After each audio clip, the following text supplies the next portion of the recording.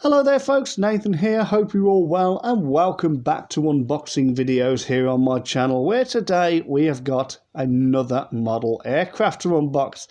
Yes indeed.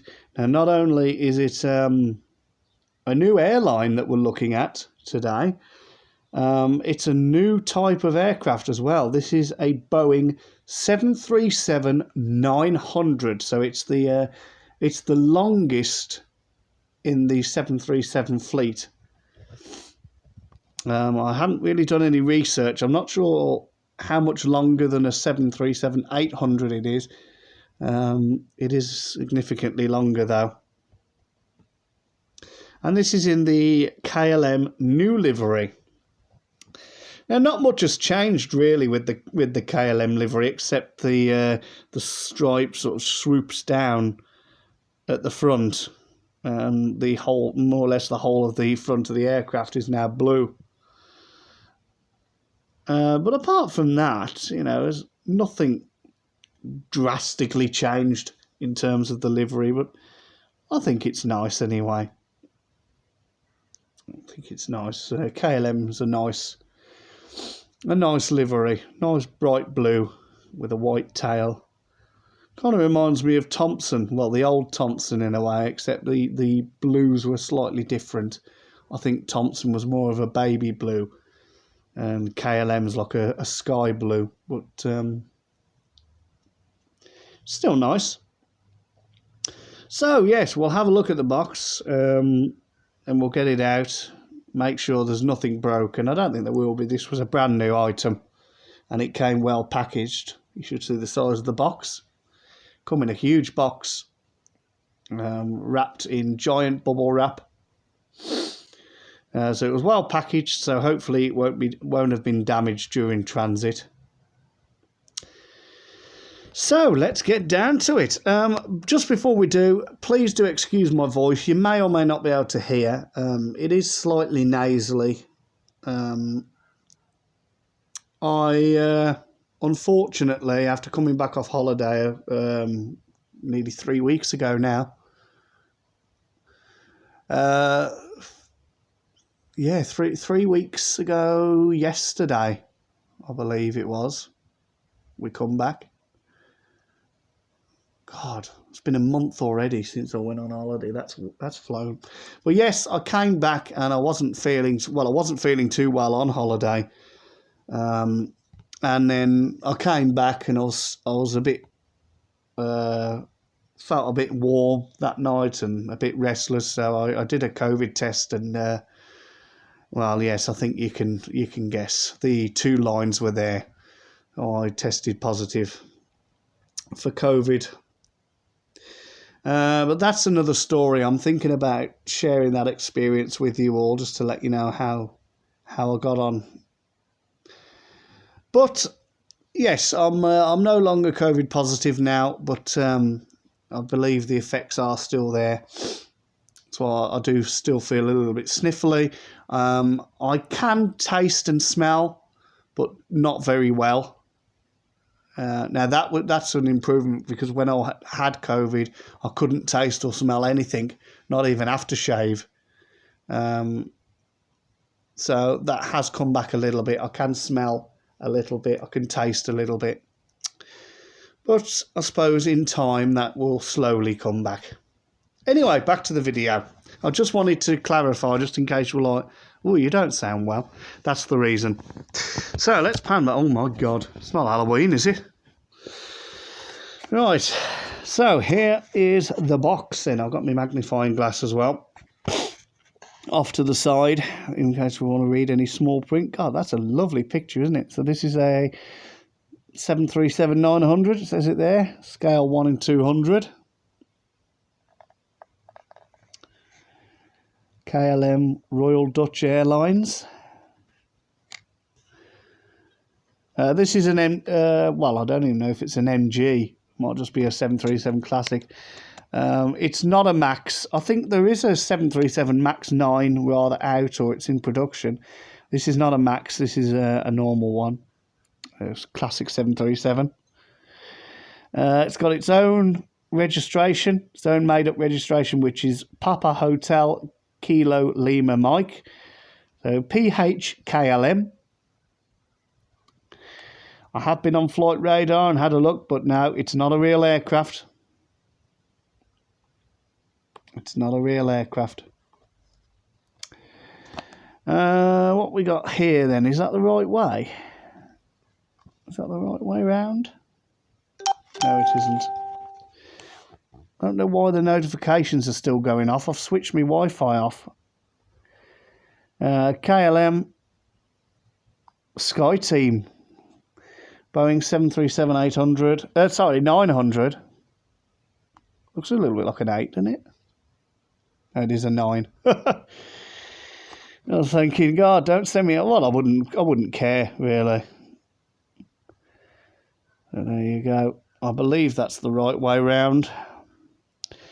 I won't show you the other side of the box because it says exactly the same thing. So I'm going to have a look on this side. KLM, yeah, Sky Team. Boeing 737-900. Maximum takeoff weight is 76,900 kilograms. Maximum cruising speed is 850 kilometers per hour. This model is scale 1 to 200. The length of the aircraft is actually 41.91 metres. It's 12.55 metres tall and it has a 34.32 metre wingspan. I think it probably says it on the same here. Yeah, it does. It does, yeah. Okay, and then it just says KLM on the back.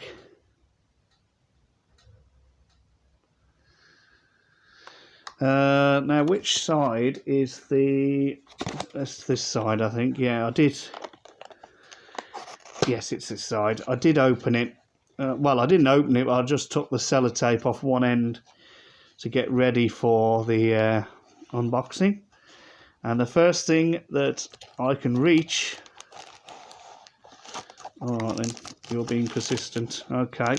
Display stand. Oh, that's nice. It's trans... Would you say that's transparent or translucent? I'd say that's translucent. Not exactly clear.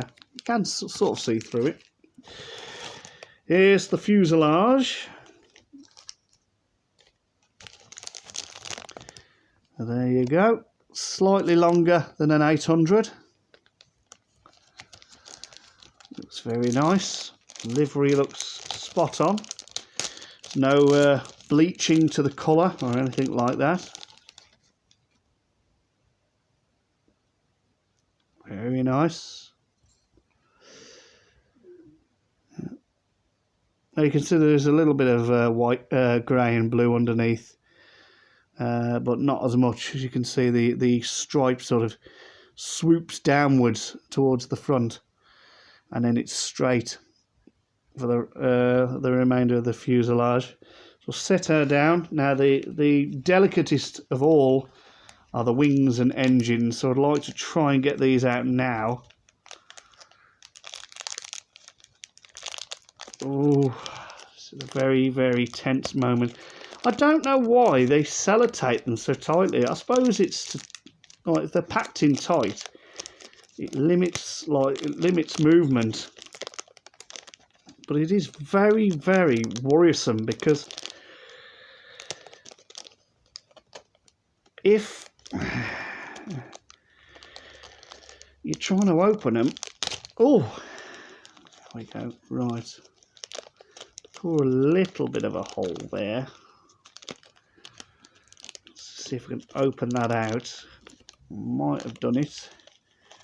Okay. Very gently take out one wing.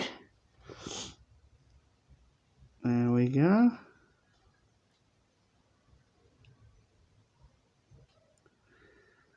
The first thing I've noticed, that engine cowl, the engine hole, the thing that connects the engine to the wing there, is not very accurate. Usually sort of slopes downwards. It's just like a block there, but maybe it's different on the 900 series. I don't know. Maybe it's different. You never know. So time has come now to get this second one out. And it's exactly the same. Just making sure, of course, that the engine is securely attached, which it is. Okay, so there are the wings. Now we'll take out the vertical stabilizer, or tail plane, or tail fin, whatever you want to call it. I'll just call it the tail. I'm kind of tidying up as I go here as well, putting everything back in the box. You got the tail there, classic 737 shape. So it sort of rakes upwards, and then it becomes slightly more vertical there. Lovely, lovely shape. You'll see how nice that looks with the fuselage once we've attached it to the back of the fuselage. So now we've got the horizontal stabilizers. These are the main control, well, one of the main controls of the aircraft, because it's these that obviously help the aircraft to go up or down. You can just see there, if I try and get it in the right light, there you go. You can see the faint line at the end there. That's obviously the part that would move, so it'll move upwards like that. So you got the wing here, and the stabilizer would move upwards. It'll move up, down, up and down, obviously to let it climb, help the aircraft climb or descend. And then you've got the rudder, which is here. You can see the faint line there at the back of the tail. That's the rudder. So obviously that moves, pivots left and right, and that obviously helps the aircraft turn. Not necessarily when it's airborne, but more as when it's on the ground. They'll use the rudder to turn the aircraft when it's taxiing. Of course, you've got to keep the rudder as straight as possible when you're in the cruise. Okay, so that's that. Hang on, just making sure. Yeah, that's nice and lined up, that is. That's it, and then we pop in the tail, and then it is a bit stiff because it's new. Just want to give it a jiggle, press it in. It will go in eventually. Oh, it's plain stubborn now. Oh.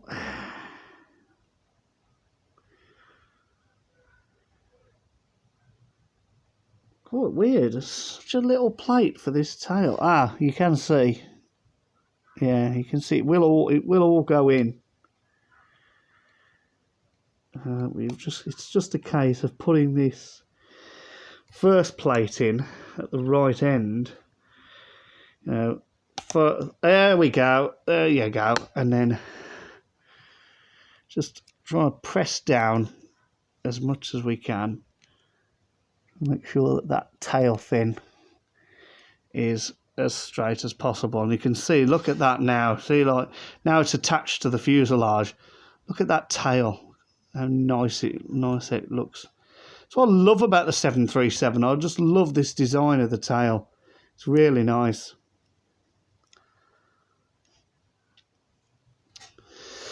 Okay, and now we can attach the main wings. So this can be a little bit of a daunting process, but you can see that one went in relatively easy because you've got multiple parts that could break here. You've got the engines, and of course you've got the winglets as well, which you don't want to break, but they went in really easy. Just gonna bend the wings slightly.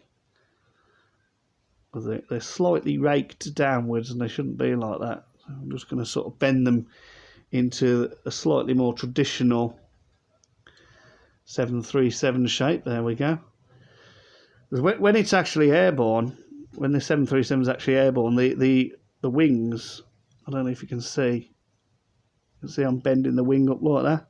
The wings do actually sort of rake like that when they're up, and then they flex down again when it's on the ground. Well, anyway, that's the aircraft itself installed, well, set up, and how lovely does she look. Now let's get this display stand out. So this is a new design. Well, excuse me. It's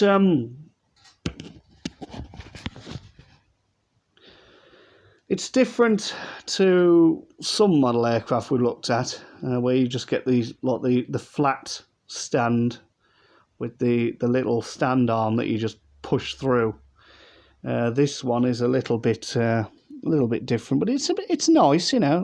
Like I said, it's translucent. So this is where the actual stand arm goes in. I'll show you that in a minute. But it's nice. It's embroidered. You know, you got the KLM logo, KLM, Sky Team, Boeing 737-900, and then of course you've got the stand arm here. So obviously this bottom section goes into the stand, and then this plugs into the bottom of the aircraft. So what you want to do is you want to sort of allocate the two holes, and then it's basically the process of just a case of just pushing it in as far as it will go, making sure it won't jiggle, and there you go. And then you take the aircraft, locate the little hole underneath. I'll quickly show you that. So you can see underneath the fuselage there, you got the little hole, which corresponds with this. And then you just give it a jiggle. You don't have to put it on all the way. You can have it on loose if you want. And then put it on like that. And there is our assembled aircraft. Isn't she lovely? So let's have a look at her. So we'll start from the front. So there's the flight deck, cockpit windows there. And we'll go cargo side. Yeah, we'll go cargo side first. You wouldn't normally get on the aircraft this side unless you got assistants or disabled passengers. You got the main exit there. KLM Royal Dutch Airlines. You got the front, the forward cargo door. Lots of windows. Got the overwing exits there. I'll tell you what is a shame. What would have been nice for them to implement on the on it is the little direction, the little directional arrows for in the case of an emergency. Because if you have to, step onto the wing, there's like little arrows that point this way.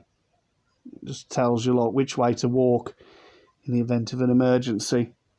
It's a shame they haven't implemented that. That would have given the wing a little bit more realism. And of course you've got that lovely sharklet, winglet, sorry, not sharklet.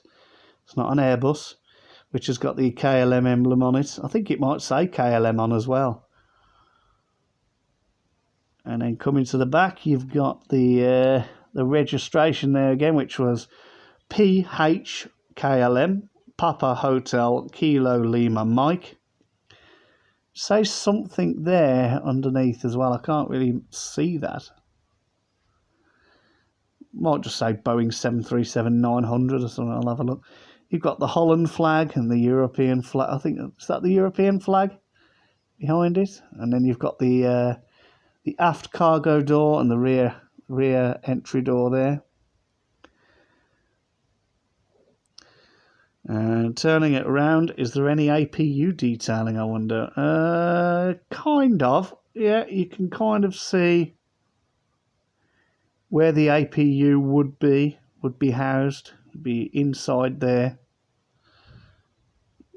The APU, well, any aircraft enthusiasts who watch you know what the APU is, or Auxiliary Power Unit, as it's correctly named. I've just noticed as well, you can see through the engines, but they don't spin. I'll show you that in a minute. I'll take one of the wings off. Zoom in, you can see through the engine. Okay, so we're coming to the passenger side now. So this is obviously the side where the passengers would embark and disembark. So you've got the rear door there.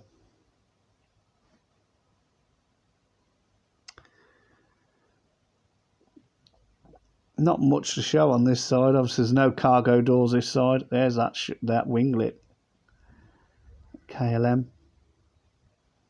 We got the engine.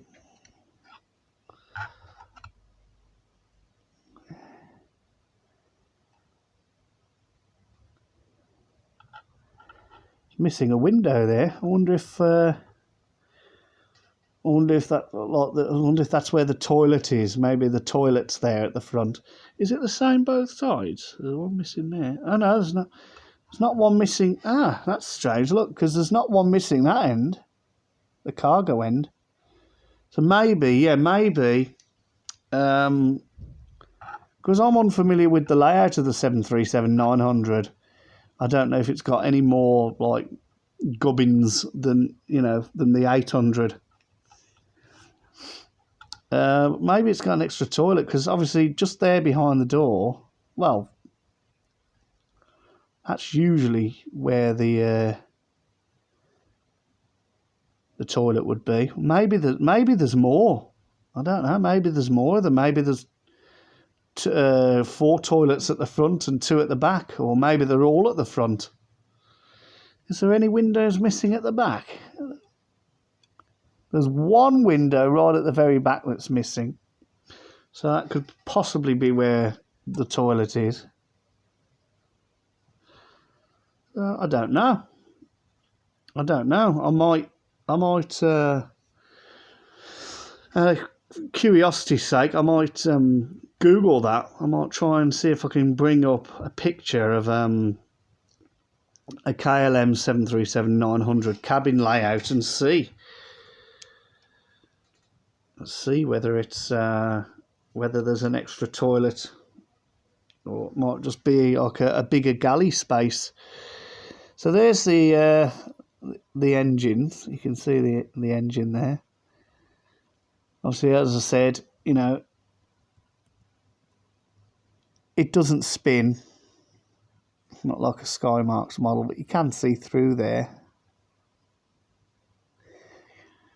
You've got that classic 737 shape there to the engine. It's I don't know why that is. I'm not too sure why that is. Why the classic 737s have this flatter, sort of squared off section of the engine underneath. I'm not too sure why that is. The NGs don't have it. The 737 NGs, their engines are round.